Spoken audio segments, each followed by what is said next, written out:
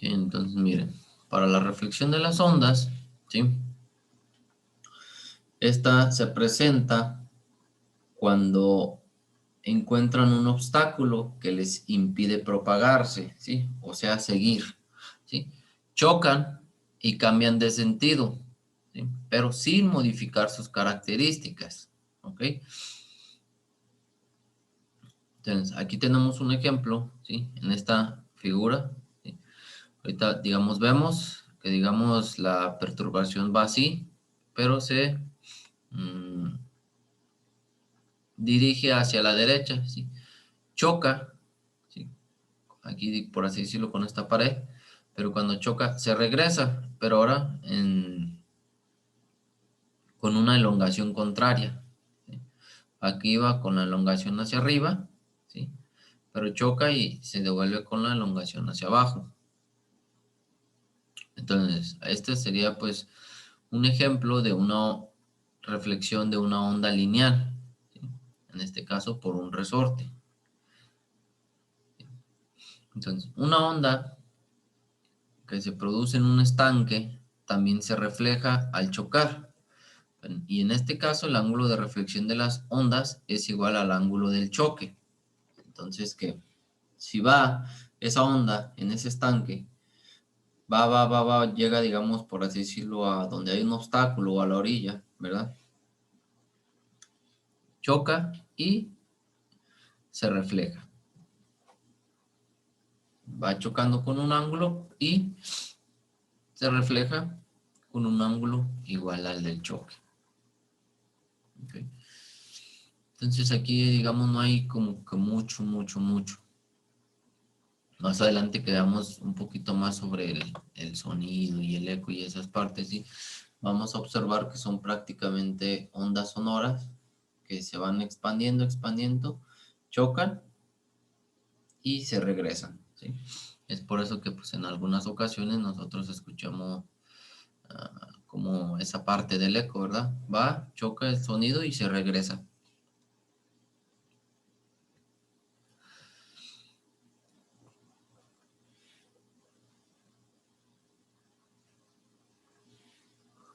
Para el principio de superposición de las ondas,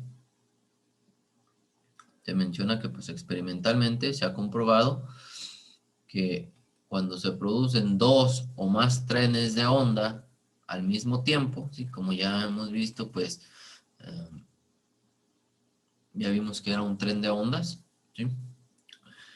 En este caso en medios elásticos y que conservan una proporcionalidad entre la deformación y la fuerza restauradora, cada onda se propaga en forma independiente, por lo cual la superposición es el desplazamiento que experimenta una partícula vibrante equivalente a la suma vectorial de los desplazamientos que cada onda le produce.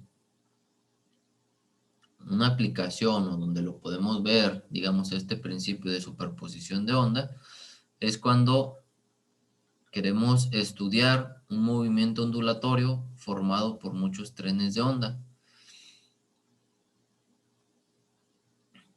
Y se descompone en cada uno de sus trenes constituyentes. Ahorita vamos a ver un poquito de esta parte con una interferencia de ondas, ¿sí? Entonces miren, la interferencia se produce cuando se superponen simultáneamente dos o más trenes de onda, ¿sí? Si se fijan aquí anteriormente vimos el principio de superposición de las ondas. Y ahorita lo vamos a poder ver un poquito más como de qué trata, ¿sí? Entonces, cuando hay una interferencia de ondas, se superponen dos o más trenes de ondas simultáneamente. Y esto se utiliza para comprobar si hay un movimiento ondulatorio o no. Entonces, miren, entonces vamos a tener las interferencias de onda constructivas y las interferencias de onda destructivas. En este caso, para la interferencia de onda constructiva, Estas se presentan al superponerse dos movimientos ondulatorios de la misma frecuencia, ¿sí? Dos o más, ¿sí? Y la longitud de onda que lleva el mismo sentido. Las dos ondas superpuestas se representan por medio de líneas punteadas. Entonces, miren, vamos a suponer que tengo una onda, ¿sí? Esta que tengo aquí punteada, la que está aquí abajito.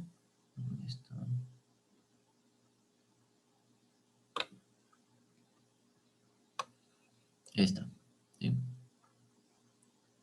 Y también tengo otra onda, ¿sí? Un poquito de mayor elongación, ¿sí? Aquí va, aquí va. Entonces, cuando es una interferencia constructiva, haz de cuenta que estas dos se juntan, ¿sí? Se junta esta más esta y nos va a dar una onda resultante con la misma frecuencia, pero con mayor amplitud. Entonces, miren, haz de cuenta que aquí tenemos nuestra línea de equilibrio. En esta parte, a ver, déjame cómo lo pongo. Aquí. En esta parte. Suponemos que tenemos nuestra línea de equilibrio. Entonces, vamos a suponer que esta amplitud de este de aquí, supongamos que sea de 2, ¿sí? Y este de acá arriba de 3, la punteada de 3, ¿sí? Que al superponerse, ¿sí?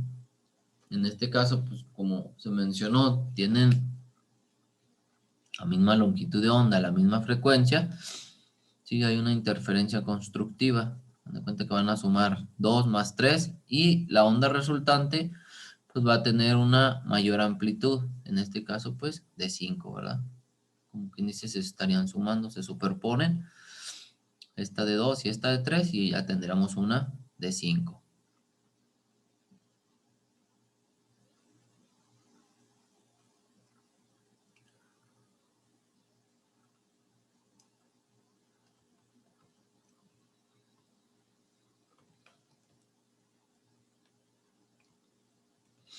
Entonces miren, en este caso se encuentran las crestas y se suman sus amplitudes. Y en este caso, pues en el caso de las crestas, ¿sí? Pues vamos a tener una cresta mayor, ¿sí? Y acá abajo, pues en el caso de los valles, ¿sí? Se van sumando, vamos a tener unas amplitudes negativas y pues vamos a obtener un valle mayor.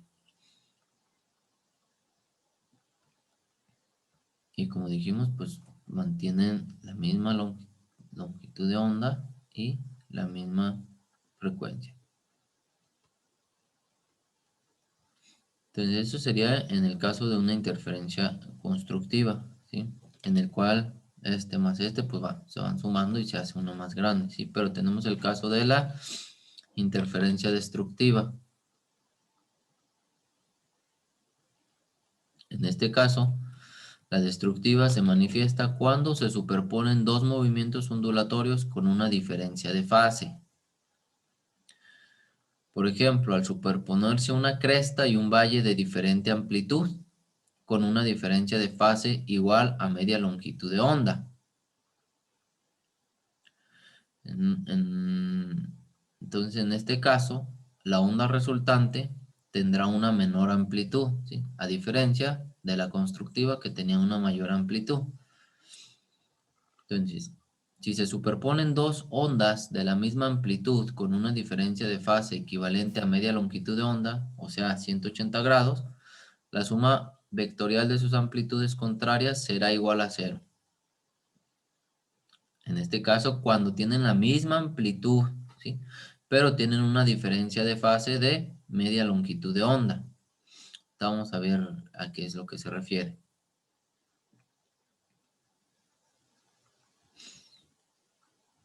Y cuando sucede ese caso, la onda resultante pues va a ser 0.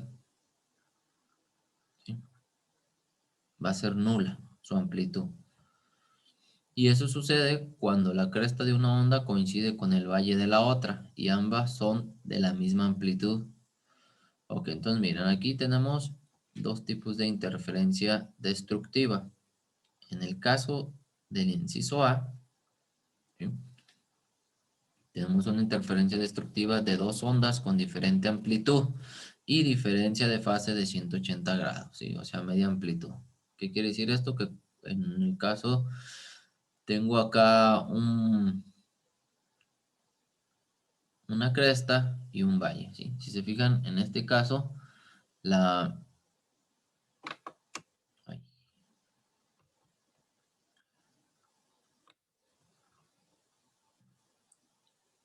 las amplitudes son diferentes. En este caso, de la que está acá arriba, si se fijan, es un poco más grande, ¿sí? Esta que está aquí abajo es un poquito más pequeña su amplitud. Entonces, cuando yo sumo, vamos a suponer que esta es 4, ¿verdad? Y esta de acá abajo es 2. Entonces, se dan cuenta que estuviéramos poniendo 4 menos 2, pues aquí sería 2. Esta sería la onda resultante, ¿sí? Que tiene la misma frecuencia, pero en este caso van a tener una menor amplitud, ¿sí? Ya que una menos la otra, pues nos va a dar esta. En el caso de las constructivas se sumaban, en el caso de las destructivas se restan, ¿sí?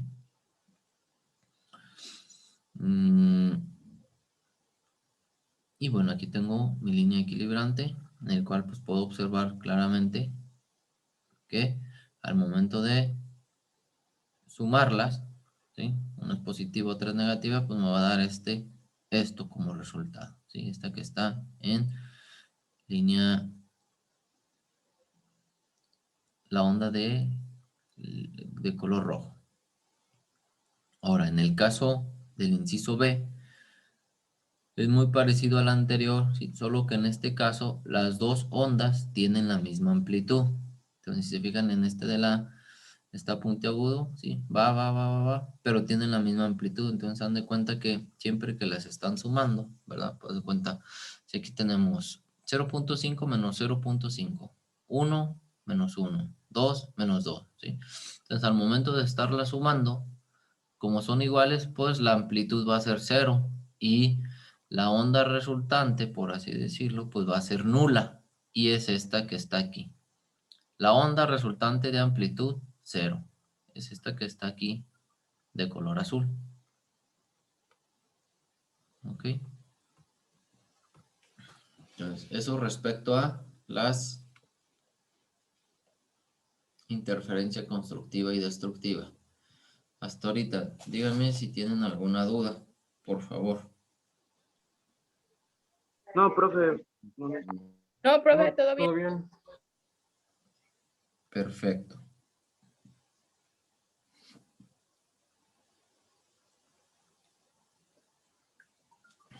Ok, entonces ahora paso a la parte de ondas estacionarias, que nos dice, las ondas estacionarias se producen cuando interfieren dos movimientos ondulatorios de la misma frecuencia y amplitud, que se propagan en diferente sentido a lo largo de una línea, con una diferencia de fase de media longitud de onda, ¿sí? Si se fijan va a ser parecido, bueno, ya vimos cosas parecidas de lo anterior a lo que vamos a ver ahorita. En este caso va a ser interferencia y con una diferencia de fase de media longitud de onda.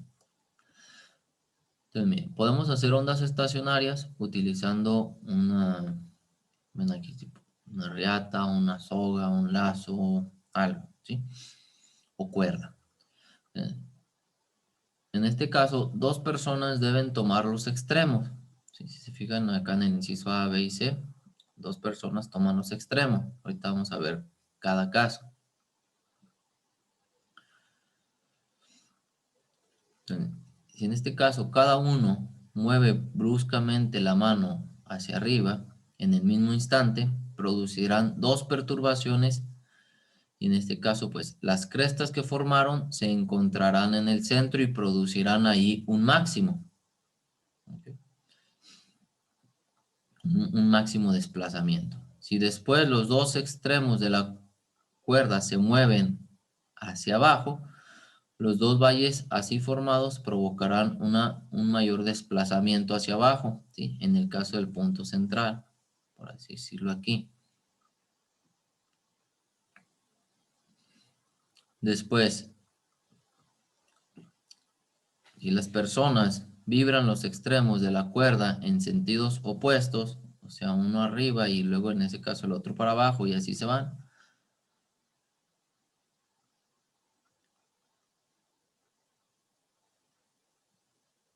entonces las dos ondas o perturbaciones se interferirán, ¿sí? Y se anularán una a otra en el punto B, en este caso, que será un nodo, o sea, el punto de la onda en el cual la amplitud es nula. Entonces, sería en el caso del inciso B, ¿sí? Uno mueve hacia arriba, otro mueve hacia abajo. Digamos, esta se estaría moviendo hacia arriba, esta hacia abajo. Va a llegar a un punto en el que se van a topar, ¿sí? Que sería aquí, en la línea de equilibrio, sería el nodo, ¿sí? Diga, por así decirlo, aquí, en este punto, sería el nodo. Acá, como donde ya está la mayor amplitud, sería el antinodo, ¿sí? Y ahora, si lo tenemos así, por así decirlo, observamos más ampliamente esos movimientos, en este caso el inciso C, ¿sí? Vamos a tener D y D', ¿sí? En este caso se formarán los antinodos, ¿sí? D, D' y en D',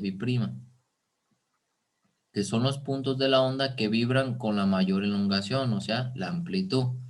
Entonces, si las personas ponen a vibrar los extremos más rápidamente, se producirán más nodos y antinodos, ¿sí? Eso pues, si ustedes alguna vez se han puesto a hacer eso, sí pueden observar que lo están moviendo y cada vez, entre más rápido, pues más, digamos, más veces se puede notar este aspecto. Entonces, en cada antinodo se produce una interferencia constructiva y en cada nodo hay una interferencia destructiva. ¿Ok? Entonces, fíjese, en el inciso A se observa en el punto D un máximo desplazamiento de la cuerda al interferirse de forma constructiva esas dos ondas. En el inciso B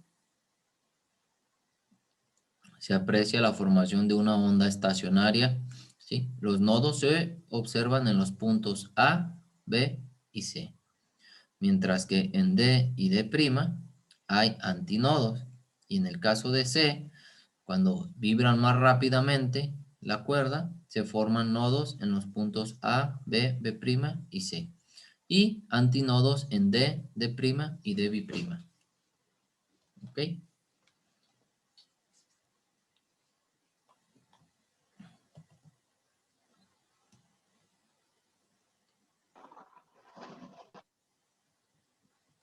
Por ejemplo, si tenemos una guitarra y tiene una cuerda tensa, esta se puede poner a oscilar de una manera semejante para producir ondas estacionarias, ¿sí? Entonces, en ese caso, se toca o se le da el tirón en el centro de esa cuerda tensa y de esa manera avanzarán dos crestas hacia los extremos. Entonces, como los extremos están fijos, ¿sí?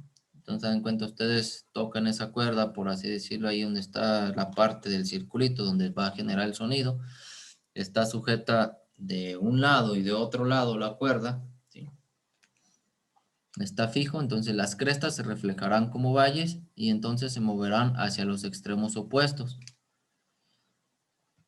En este caso, se reflejarán como crestas. Entonces, la interferencia de las ondas dará como resultado la formación de ondas estacionarias en las que en ciertos puntos pues se generarán los nodos, ¿sí? O sea, va a permanecer inmóvil.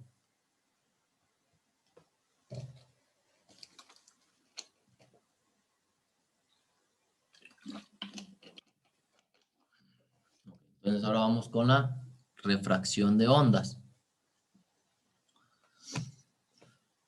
Cuando veamos, digamos, la parte que vayamos a ver de la luz, vamos a poder notar un poquito mejor todo esto de reflexión y refracción. ¿Ok? Entonces, miren, en el caso de la refracción de ondas, se presenta cuando éstas pasan de un medio a otro de distinta densidad, o bien cuando el medio es el mismo, pero se encuentran en condiciones diferentes.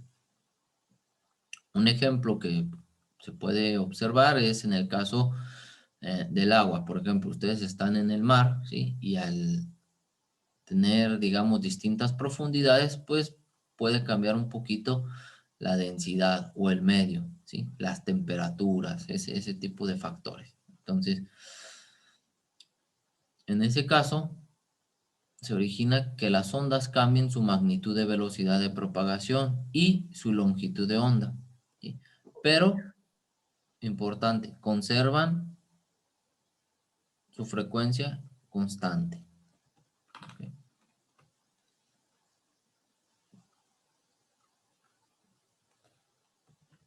Aquí miren un ejemplo sencillo donde pueden observar esto. Vamos a poner, o bueno, se tiene una tina con agua, ¿sí? Y en esa tina pues se sumerge un ladrillo, de tal forma que el agua en esa parte sea menos profunda. Entonces, dando cuenta que van a tener la tina y en donde está el ladrillo, pues obviamente de la parte de arriba del ladrillo para arriba, pues es menos la profundidad que si estuviera desde el fondo de la tina hasta arriba. Entonces, vamos a producir un tren de ondas en el extremo profundo mediante pulsos regulares, que eso pues es prácticamente, pueden meter la mano o algún objeto, un clavo, ¿sí? Con movimientos constantes. Entonces, dando cuenta, lo meten y ya van a ponerle así como...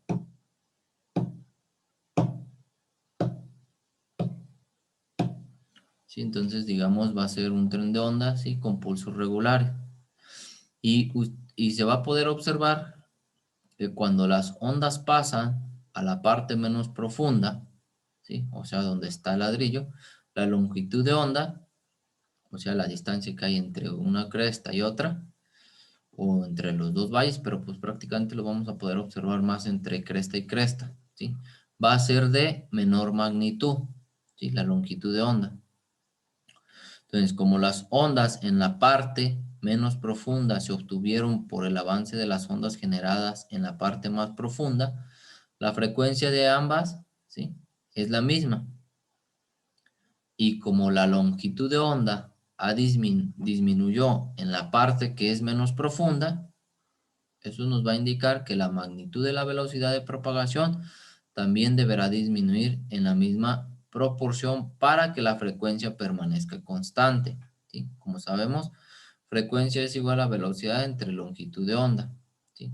Ya que velocidad es igual a longitud de onda por frecuencia. Entonces, miren, si nosotros tenemos la misma frecuencia, si vamos a suponer que tengamos una frecuencia de, en el caso de donde está más profunda, de 5 Hz, ¿sí? Vamos a poner 5 Hz, ¿sí? Y la longitud de onda en ese caso es de, no sé, vamos a ponerle de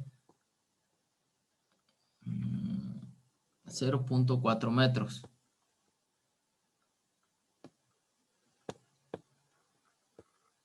¿Sí? Entonces, pues la velocidad ahí sería de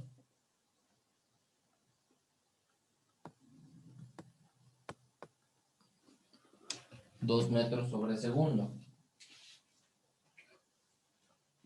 ¿Sí? Lo cual nos provocará pues una frecuencia, ¿sí? De esa onda de 5 Hz.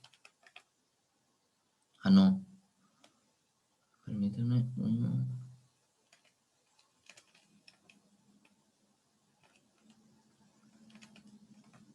Sí. Entonces, cuando pasa a la parte donde es menos profundo, ahí se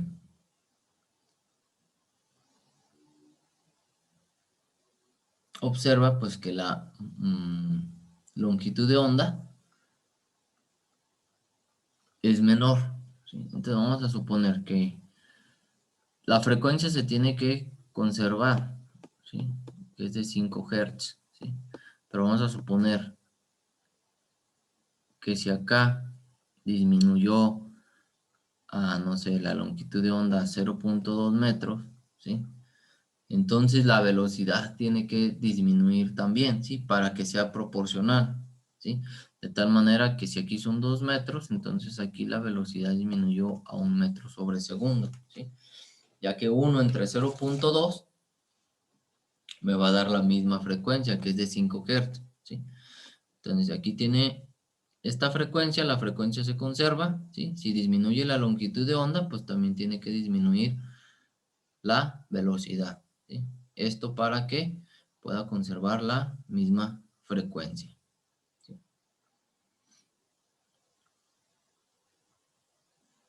Entonces imagínense que si estamos como por así decirlo en un estanque, ¿verdad?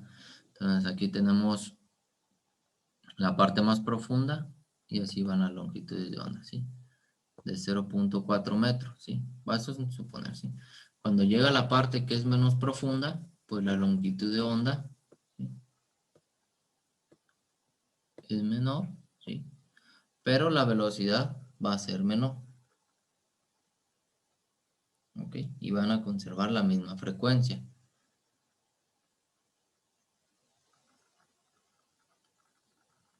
¿ok? Entonces de esa manera sería. Para lo que vimos en este caso en la refracción de ondas.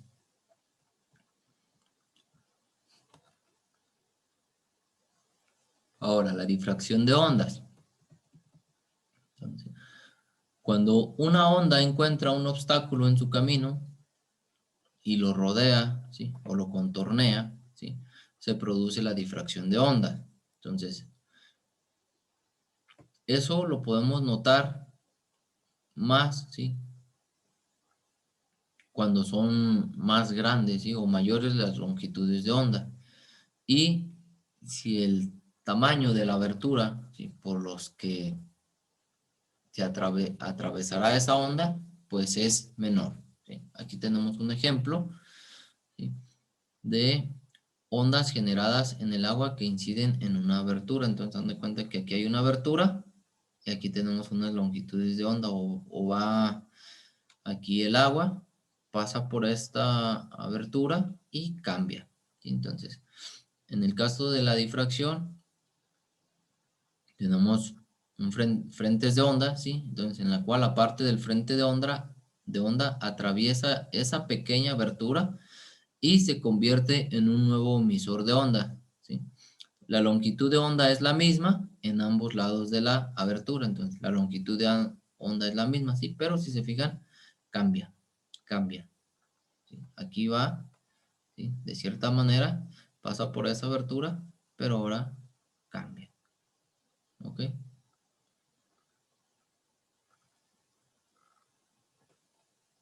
Entonces sería prácticamente la difracción. Ahora, las ondas sonoras. Entonces miren aquí, el sonido es el fenómeno físico que estimula al oído, ¿sí? En el caso de nosotros, los seres humanos, ¿sí? Nosotros percibimos el sonido cuando un cuerpo vibra a una frecuencia entre 15 Hz y 20.000 Hz, ¿sí? O sea, ciclos sobre segundo. Y llega en el caso de nosotros al oído interno, ¿sí? Que es donde se denomina las frecuencias del espectro audible, ¿sí? Entonces, entre 15 y 20.000 Hz, nosotros, digamos, podemos percibir los sonidos, ¿sí? Ahí en el caso de unos que tienen menor frecuencia, que no los percibimos, o unos de mayor frecuencia, que tampoco, ¿sí? Puede ser que en los de mayor frecuencia, pues sea demasiado y pues nos pueda dañar, ¿sí?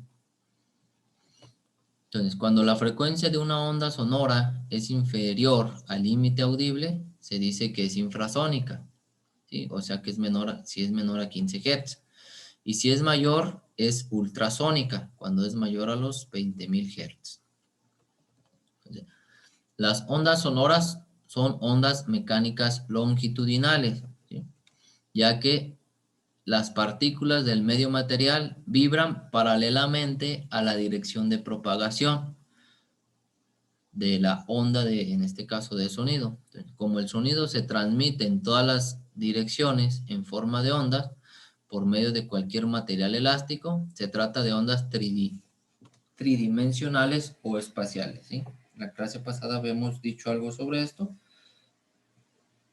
En este caso, nosotros aquí que estamos en la Tierra, pues está el medio del aire. Nosotros hablamos y pues ese sonido se va en todas las dimensiones, ¿sí? En las 3 dimensiones. No es de que si hablo, pues nomás se va a escuchar para enfrente, pero no para arriba, ni para abajo, ni para atrás, ni para los lados, ¿sí? Sino que se escucha para todos lados, ¿sí? Entonces, por eso que es tridimensional y longitudinal.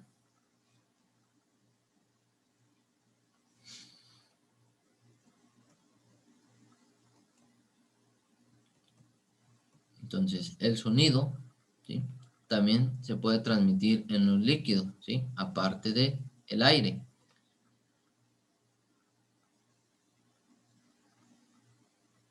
Entonces, no sé si ustedes han notado o experimentado esa parte que están, digamos, bajo el agua, ¿sí? Se sumergen y escuchan voces, ¿sí?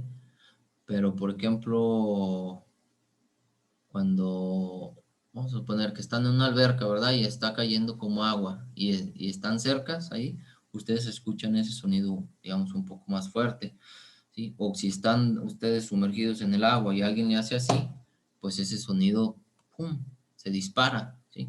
Más rápido y lo pueden escuchar un poquito más fuerte, ¿sí? Así es, pues, un ejemplo que también se transmite el sonido en los líquidos, ¿sí? Pero también en los sólidos, ¿sí? Como placas, barras, rieles, ¿sí? O en las vibraciones de la corteza terrestre cuando se presentan sismos o terremotos, ¿sí?